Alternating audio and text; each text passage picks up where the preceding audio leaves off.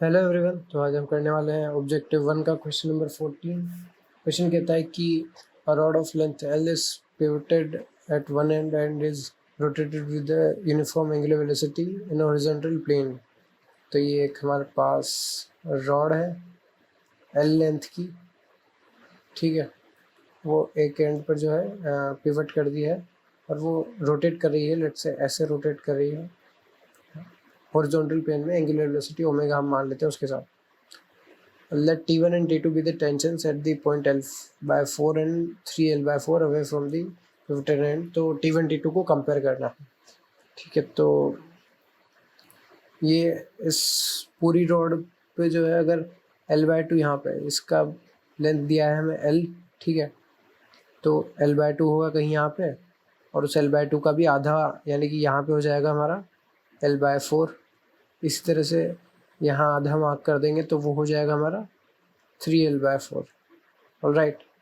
और यहाँ पे हमें टेंशन की वैल्यू दे दी T1 और यहाँ पे वैल्यू दे दी T2। T1 T2 कंपेयर कर रहा है, ठीक है। तो हम देख सकते हैं कि जैसे मान लो ये पूरी एक रॉड है, ठीक है, और वो इस एंड के अबाउट जो है ऐसे घूम रही है, सर्कुलर मोशन कर रही है, ठीक है। तो हम क्या बोलेंगे कि इस पॉइंट पे फोर्स लग रहा है, जो फोर्स मतलब कॉज कर रहा है इस पूरी रॉड का घूमना, ठीक है। तो इसी तरह से अगर मान लो यहाँ पे हमें जैसे L/4 दिया, तो हम बोल देंगे कि ये L/4 का टुकड़ा हमने अलग रखा और बाकी का पूरा 3L/4 का लेंथ का टुकड़ा हमने अलग माना, दो टुकड़ों में हमने मान लिया। और टेंशन हमें पूरी रॉड में दे रखी है, तो यहाँ पे टेंशन जो है वो है T1, ठीक है। तो कलर चेंज करते हैं, एक मिनट।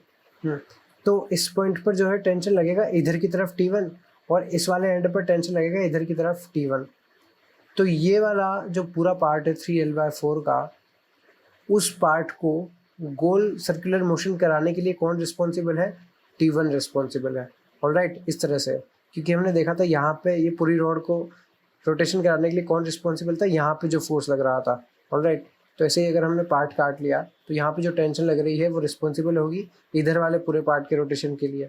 ऑलराइट, तो ये कॉन्सेप्ट हमें जो है लगाना है। इसे मैं रफ कर देता हूँ ताकि हम सॉल्व कर सके आगे। तो आपको कॉन्सेप्ट समझ में आ गया कि लेफ्ट साइड जो टेंशन लग रही है वो रिस्पॉन्सिबल है राइट साइड वाले पार्ट को सर्कुलर मोशन कराने के लिए। तो अब हम इसको सॉल्व करते हैं। तो T1 पहले T2 की वैल्यू निकालते हैं। T2 सिर्फ इतना सा पार्ट है, कितना है 3L/4 यहाँ तक है, तो ये कितना बचा L/4। L/4 पार्ट का मास हो जाएगा हमारा M/4। ऑलराइट, और इस पूरे मास, ये पूरा जो है सर्कुलर मोशन में रोटेट कर रहा है। हम सेंटर ऑफ मास का कॉन्सेप्ट लगाते हैं यहाँ पे कि इसका सेंटर ऑफ मास कहाँ होगा, यहीं पे कहीं पे, ठीक है। यहाँ पे होगा सिर्फ इस वाले पार्ट का। ऑलराइट, यहाँ पे होगा तो ये लेंथ कितनी होगी, यहाँ से यहाँ तक तो 3L/4 है और ये खुद L/4 है, तो इसका आधा L/8। तो यहाँ से यहाँ तक का डिस्टेंस कितना है, ये डिस्टेंस है हमारा 3L/4 प्लस L/8। ऑलराइट, तो इसको हम करेंगे तो आ जाएगा हमारा 7L/8। ऑलराइट, तो यहाँ पे जो T2 लग रहा है, T2 वो रिस्पॉन्सिबल है इसके सर्कुलर मोशन के लिए, यानी कि T2 will be equal to the centripetal force on it. Centripetal force की वैल्यू होती है हमारी m²r। और मास कितना है इस वाले पार्ट का, मास है M/4, हमने अभी निकाला। ओमेगा तो सेम है, जो हर पॉइंट का ओमेगा सेम है, एंगुलर वेलोसिटी ओमेगा²। और r कितना है, इस मास का distance from the axis of rotation. तो हमने मान लिया कि पूरा मास यहाँ पे कॉन्सेंट्रेटेड है, सेंटर ऑफ मास इस पार्ट का मास, ठीक है।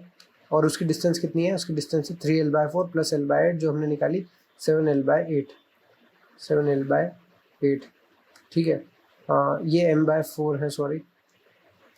तो इसको हम कर सकते हैं कैलकुलेट, 7ω²L डिवाइड बाई 8 × 4 32। ये हमारी वैल्यू आ गई T2 की। इसी तरह से हम T1 की वैल्यू निकालेंगे, ठीक है। T1 के लिए हम क्या करेंगे कि ये पूरा पार्ट 3L/4 लेंथ का पार्ट जो है रिस्पॉन्सिबल है सर्कुलर मोशन में घूमने के लिए बिकॉज ऑफ T1। तो 3L/4 के पार्ट का मास हो जाएगा 3m/4 और इसका जो सेंटर ऑफ मास कहाँ पे रख देंगे अपन, इस पूरे पार्ट का, ठीक है। इस वाले पार्ट का सेंटर ऑफ मास होगा इसके सेंटर में, यानी कि ये लेंथ कितनी है हमारी, ये लेंथ है 3l/4, उसका सेंटर कहाँ आएगा 3l/8 पे कहीं, यानी कि यहाँ पे। तो ये डिस्टेंस भी हो जाएगी हमारी 3l/8 और ये डिस्टेंस भी हो जाएगी 3l/8 और ये कितनी है l/4। तो टोटल डिस्टेंस यहाँ से कितनी होगी, T1 की हम वैल्यू लिखेंगे तो क्या लिखेंगे m आ गया हमारा 3m/4 multiply by omega square और r यानी कि distance from axis of rotation, तो वो कितनी है l/4 प्लस 3l/8। ऑलराइट, ये है। तो इसको सॉल्व करने पे आ जाएगा हमारा 3m/4 ओमेगा स्क्वायर और ये कितना हुआ 235l/8, यही है ना। इसको 2 से मल्टीप्लाई किया 12 प्लस 3l 5l और नीचे 8। राइट, तो ये हो जाएगा हमारा 3 × 5 15 m ओमेगा स्क्वायर l, यहाँ पे m भी आएगा ना, m भी है, डिवाइड बाय 32। तो हम साफ देख सकते हैं कि T1 जो है बढ़ा रहा है T2 से, T1 greater than T2। Option A जो है करेक्ट आंसर है। Thank you very much.